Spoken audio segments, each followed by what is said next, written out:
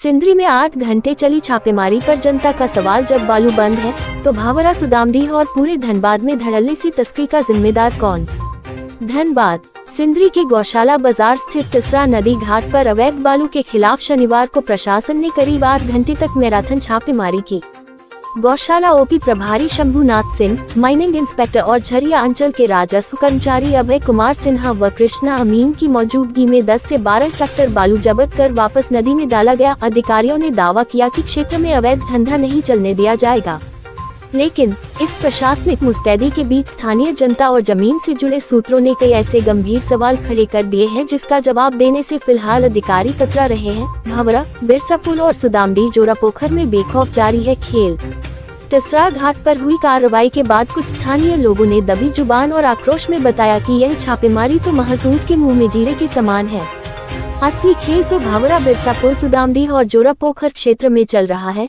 क्या है जमीनी हकीकत? स्थानीय लोगों के अनुसार इन क्षेत्रों में रात के अंधेरे से लेकर सुबह के उजाले तक बेखौफ होकर अवैध बालू का परिवहन और तस्करी की जा रही है। जनता की मांग त्रस्त स्थानीय जनता ने अब सीधे जिला प्रशासन और धनबाद उपायुक्त डीसी से मांग की है कि केवल चुनिंदा जगहों पर नहीं बल्कि भवरा और सुदामडीह के इन बड़े सिंडिकेट्स पर भी सीधे माइनिंग टास्क फोर्स की छापेमारी होनी चाहिए। बड़ा सवाल, जब सरकारी रोक है तो धड़ल्ले से मिल रहा बालू जिम्मेदार कौन? इस पूरी कार्रवाई के बाद कोयलांचल की जनता के बीच एक ही बड़ा सवाल तैर रहा है। अगर एनजीटी के नियमों के तहत या सरकारी तौर पर बालू का उठाव बंद है तो पूरे धनबाद जिले में हर चौक चौराहे और निर्माण साइट पर धड़ल्ले से बालू कैसे पहुंच रहा है? साठगांठ की बू। स्थानीय लोगों का साफ कहना है कि बिना स्थानीय पुलिस, अंचल कर्मियों और माइनिंग विभाग की कथित सहमति या ढीली निगरानी के इतने बड़े पैमाने पर रोजाना सैकड़ों ट्रैक्टर हाईवा बालू पार होना मुमकिन ही नहीं है। जनता की अदालत में प्रशासन लोग अब खुलकर पूछ रहे हैं कि कागजों पर हो रही सख्ती और जमीन पर बिक रहे अवैध बालू के इस दोहरे खेल का असली जिम्मेदार कौन है? क्या प्रशासन केवल छोटी मछलियों या लावारिस पर स्टॉक पर कार्रवाई कर कोरम पूरा कर रहा है, या फिर सिंडिकेट चलाने वाले बड़े मगरमच्छों पर भी हाथ डाला जाएगा?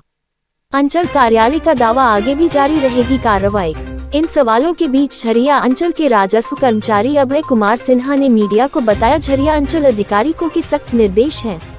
क्षेत्र में जहां भी अवैध बालू के भंडारण या परिवहन की सूचना मिलेगी वहां जगह जगह पर औचक छापेमारी की जाएगी, किसी को छूट नहीं मिलेगी। वहीं गौशाला ओपी प्रभारी शंभुनाथ सिंह ने भी दोहराया कि उनके क्षेत्र में किसी भी तरह का अवैध धंधा बर्दाश्त नहीं होगा।